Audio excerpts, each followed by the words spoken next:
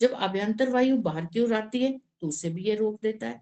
इसलिए इसका नाम बाह्य अभ्यंतर विषयाक्षेपी है। ठीक है जी। एक बार आप पहले थ्योरिटिकल समझ जाइए, फिर क्रियात्मक थोड़ा सा करके देखते हैं, फिर उसका अपना अपना व्यक्तिगत रूप से अभ्यास करें। और केवल श्वास को रोकना, बाहर की वायु को बाहर, भीतर को भीतर ही नहीं है। फिर उस समय आपको चिंतन भी करना है। नहीं तो फिर यही चिंता रहेगी कि वो ये ना हो कि हमें श्वास ही ना आए, ये ना हो कि बस श्वास बाहर, बस हम श्वास ले ही ना पाए, हम श्वास छोड़ ही ना पाए, फिर यही चिंता लगी रहेगी।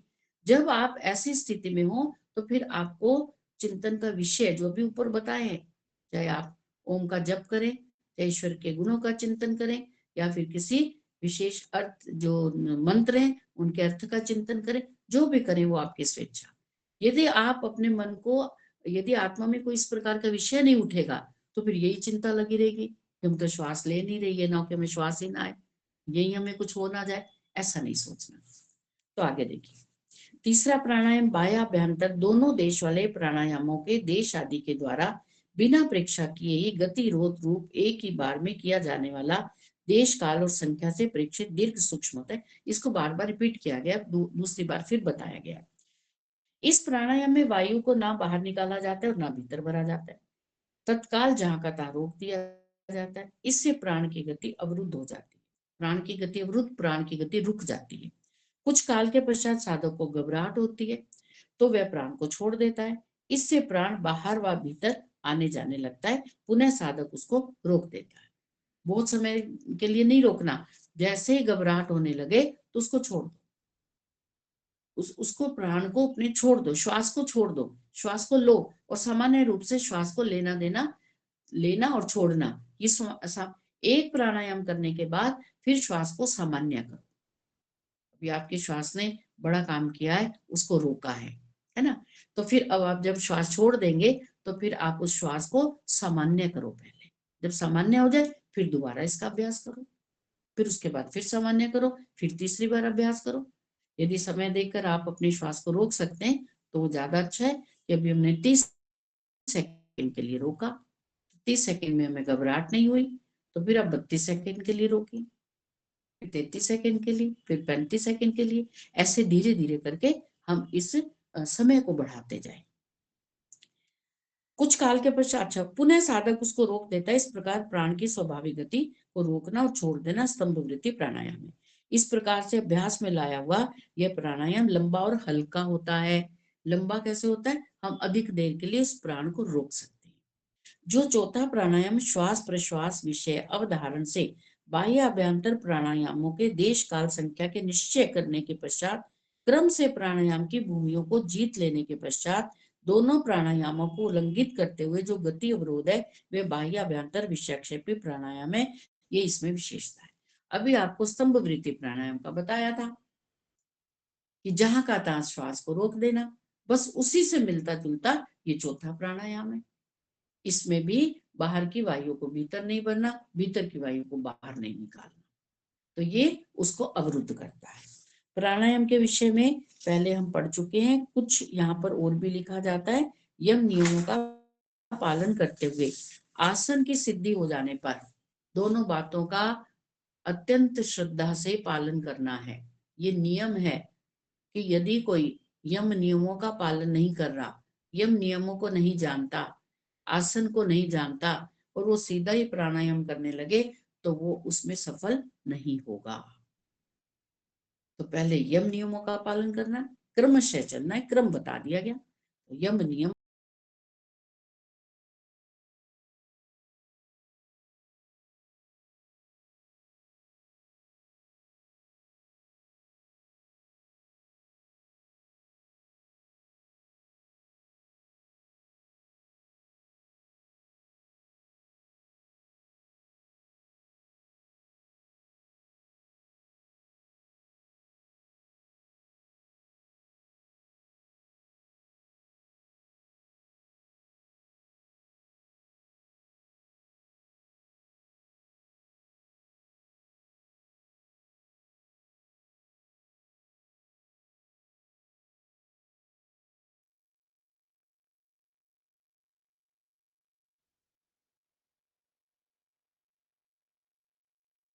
कि उसका लाभ प्राप्त हो।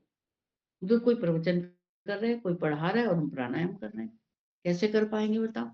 शारीरिक क्रिया तो आप कर लोगे, आप कोई अनुलोम विलोम या कपालभाति कर लोगे, जिसमें हमें ध्यान लगाने की आवश्यकता नहीं, बस ये क्रिया शरीर से हो रही है। लेकिन जो हमें महर्षि ने 4 प्राणायाम बताए उसमें तो ध्यान को कंसंट्रेट करने की अत्यंत आवश्यकता है।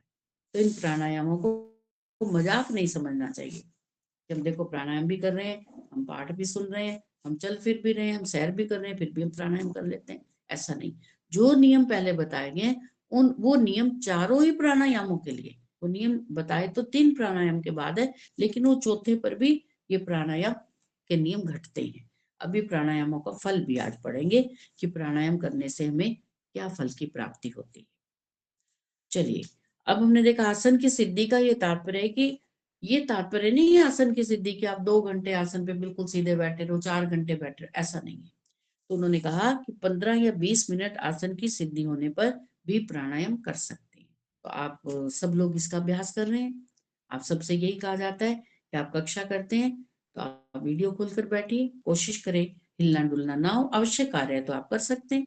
और संध्या के समय तो आपको कोई कार्य नहीं, जब आपने आचमन कर लिया, आपने अंग स्पर्श कर लिया, अब आप आराम से मनसा परिक्रमा मंत्र से लेकर अंतिम मंत्र तक बिल्कुल सीधे होकर बैठिए, बिल्कुल चिंतन कीजिए जो संध्या के मंत्र चल रहे हैं। और कक्षाओं के अलावा आप दिनचर्या में भी ऐसा अभ्यास किया करें कि एक स्थान स्थिर होकर बैठने का अभ्यास, और एक ही विषय को अपने मन में वही विचार करें, उसी पर मंथन करें, ऐसा अभ्यास करें। अभ्यास करने से सफलता मिलेगी। स्तंभृति प्राणायाम की विधि, चलिए आइए थोड़ा सा इसका 1-2 मिनट हम अभ्यास करते हैं। अभी सब लोगों ने कुछ खाया पिया होगा तो अभ्यास नहीं हो पाएगा, लेकिन थोड़ा सा प्रैक्टिकल करते हैं। अच्छे प्रकार से आसन पर बैठकर श्वास प्रश्वास जहां भी चल रहा हो उसको जहां का तहां रोक देना चाहिए। ये स्तंभ वृत्ति का पहला स्टेप है कि हम श्वास ले रहे हैं, बिल्कुल सामान्य रूप से श्वास लें, छोड़े, श्वास लें, छोड़े। इस प्राणायाम में ना प्राण को बाहर निकाला जाता है और ना भीतर लिया जाता है। जब कुछ घबराहट हो तो उसे छोड़ देना चाहिए। इस प्रकार का यह एक प्राणायाम पूरा हुआ। अब बाह्य अभ्यंतर विषयक्षेपी प्राणायाम की विधि है कि अच्छे प्रकार से आसन पर बैठकर प्राण को बाहर निकाल देना चाहिए, यथाशक्ति बाहर रोक देना चाहिए। जब प्राण ग्रहण करने की इच्छा हो तो उसको अंदर ना लेवे, किंतु अंदर के प्राण को बाहर निकाल देवे। इसी प्रकार से पुनः ग्रहण करने की इच्छा हो तो बाहर से प्राण को ना लेवे, अंदर के शेष प्राण को बाहर निकाल दें। आपसे पहले भी निवेदन किया कि जब हम प्राण को बाहर निकाल देते हैं तो सारा प्राण बाहर नहीं निकला। एक बार जब हमने बाहर निकाला तो भी हमारे भीतर और भी प्राण बचा हुआ है। तो वो फिर कह रहे हैं, एक बार आपने प्राण श्वास को बाहर निकाल दिया, अब आप दूसरी बार फिर प्रयास करें। जब आपका मन ये कर रहा है कि आपने जो बाहर निकाला है उस वायु को, उस श्वास को आप भीतर नहीं भरना, आपके भीतर जो प्राण बचा हुआ है उसको फिर बाहर निकालिए। चलिए एक बार सुन लीजिए, फिर अभ्यास करते हैं।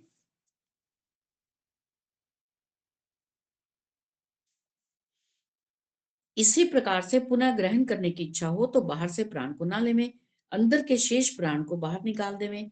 इस प्रकार से 1 बार 2 बार यथाशक्ति करें। थोड़ा सा प्राण बाहर निकालें, फिर रुके, फिर लग रहा है कि बाहर वाले प्राण को भीतर लेना है तो वो नहीं ले, भीतर जो प्राण है उसको फिर बाहर निकालें। जब प्राण को छोड़ने की इच्छा हो तब उस प्राण को बाहर ना जाने देवे। अच्छा, शनै शनै प्राण को अब क्या करें, इस प्रकार से 1 बार 2 बार यथाशक्ति करें। इसके पश्चात शनै शनै प्राण को अंदर ले लेवे। जब प्राण को छोड़ने की इच्छा हो तब उस प्राण को बाहर ना जाने देवे। अब क्या करें, पहले तो प्राण हमने बाहर निकाला, फिर जब बाहर से अंदर लेने की इच्छा है तो अंदर बचे हुए प्राण को फिर बाहर निकाला, फिर एक बार फिर बाहर निकाला। ये हमारा आधा बाह्य अभ्यंतर विषयक्षेपी प्राणायाम हुआ। अभी हम इसी का अभ्यास करते हैं, आधे का, जो हमने बाहर निकाले हुए प्राण को भीतर नहीं भरना। फिर दूसरा हम भीतर भर लेंगे। जब भीतर भर लेंगे फिर भीतर वाला श्वास बाहर निकलने के लिए हमें हमारा मन घबरा रहा है कि अब भीतर वाले प्राण को बाहर निकाल दें, तो बाहर नहीं निकालना, बल्कि जो बाहर वाला प्राण है उसे भीतर लेना है। एक बार लिया, फिर दूसरी बार फिर लेना है। यथा योग्य, यथा आपकी जो आयु है, जैसा आपका शरीर स्वस्थ है, उसका प्रयास करना है, जबरदस्ती नहीं करना। तो एक हम अभ्यास करते हैं, क्या करेंगे सुनिए। पहले हम सामान्य रूप से श्वास ले रहे हैं, ठीक है। हमारा श्वास अभी बाहर भी है और भीतर भी है, उसको वहीं रोक दे, जैसे स्तंभ वृत्ति में किया था, उसको रोक दे। अब ये श्वास रुका हुआ है। अब 3-4 सेकंड बाद ऐसा लग रहा है कि श्वास को छोड़ दें, तो उस श्वास को छोड़ना नहीं, बाहर जो श्वास बचा हुआ तो उसे फिर भीतर लें, फिर रोकिए।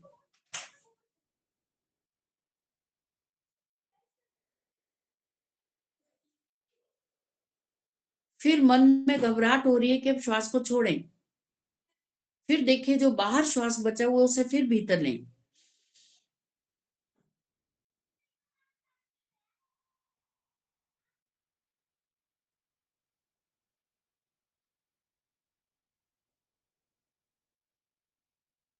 विश्राम, ये आधा भाग है। चाहे आपने उसको भीतर भरा और भीतर से बाहर नहीं आने दिया, या आपने बाहर श्वास को छोड़ा और बाहर से भीतर नहीं आने दिया, ठीक है। इसका हमें अभ्यास बार बार करना है।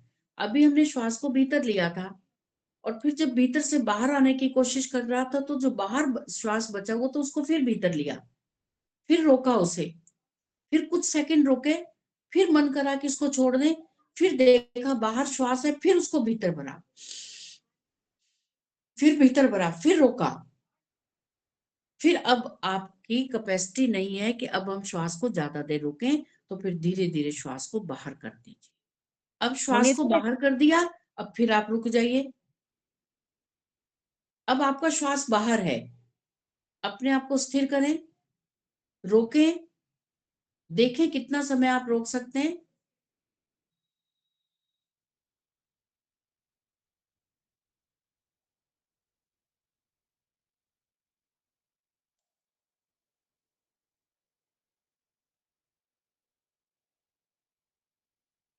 अब आपको इच्छा हो रही है कि अब आप श्वास भर ले में, भरना नहीं है, भीतर के श्वास को बाहर, भीतर के श्वास को बाहर निकालिए, फिर रुक जाइए।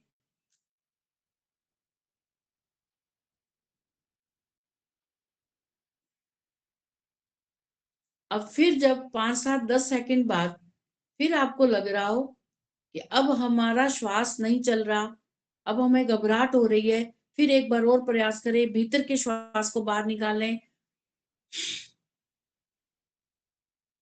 फिर स्थिर हो जाइए।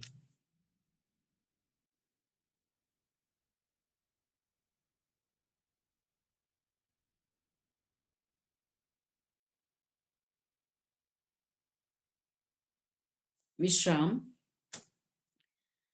अब देखिए जब प्राण को हम पुनः छोड़ने की इच्छा हो, जब इच्छा हो रही है कि हम उसे छोड़ रहे हैं, तो उसको बाहर ना जाने दें, बल्कि बाहर से और प्राण को भीतर लें। अपोजिट काम करना है।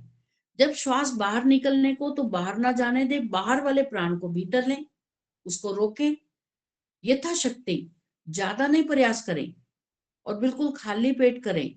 और जब ये प्राणों की आप क्रिया कर रहे हैं, एक बार आप करके देखेंगे तो आपका ध्यान, आपकी इंद्रियां कहीं पर नहीं भागेंगी। क्यों?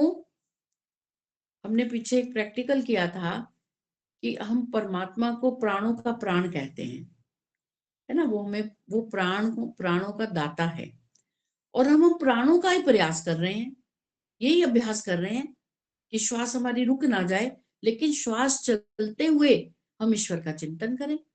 तो आपका चिंतन कहीं और नहीं जाएगा, आपका ध्यान केवल प्राणों पे लगा हुआ है, श्वास प्रश्वास पे लगा हुआ है। उसको आप रोक रहे हैं, छोड़ रहे हैं, रोक रहे हैं, छोड़ रहे हैं। और इसके साथ साथ यदि आप ईश्वर के चिंतन का अभ्यास कर ले में, तो सोने पे सुहागा, और वो करना ही करना है, इसीलिए हम प्राणायाम कर रहे हैं। इसका हम अभ्यास आगे आने वाले समय में इसका अभ्यास करेंगे।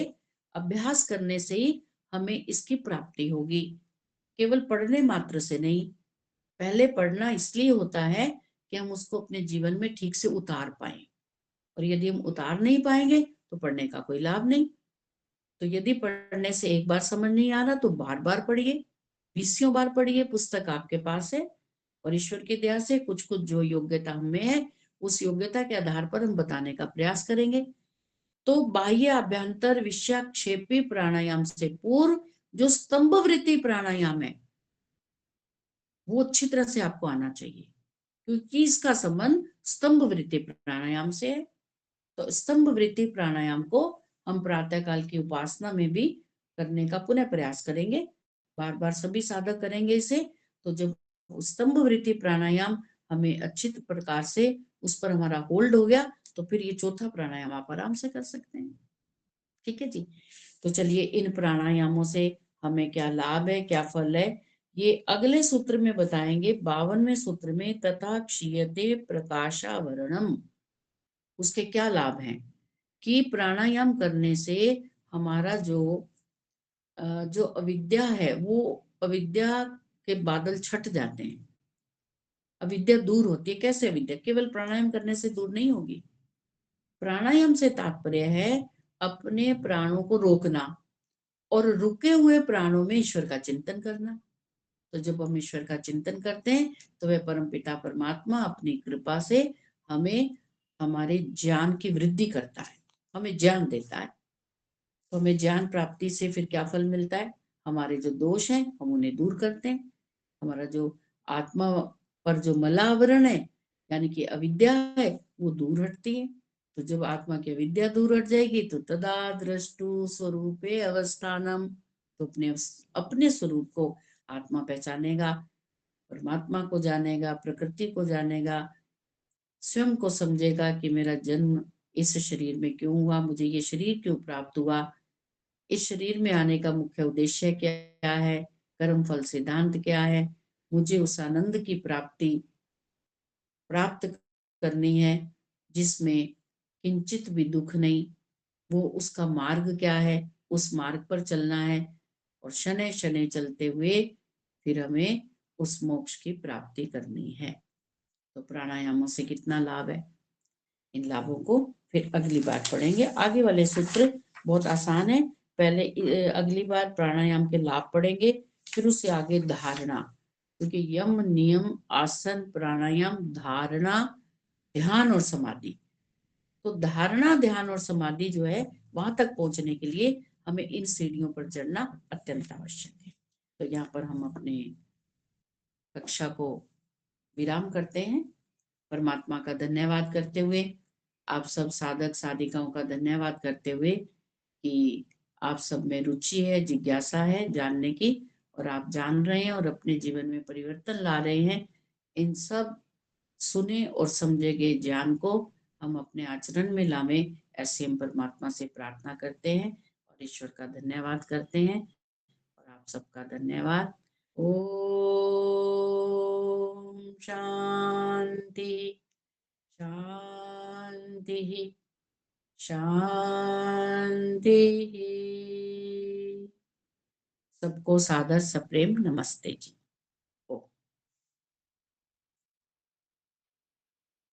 नमस्ते जी। मुनि जी नमस्ते, भाई साहब नमस्ते, सभी को नमस्ते।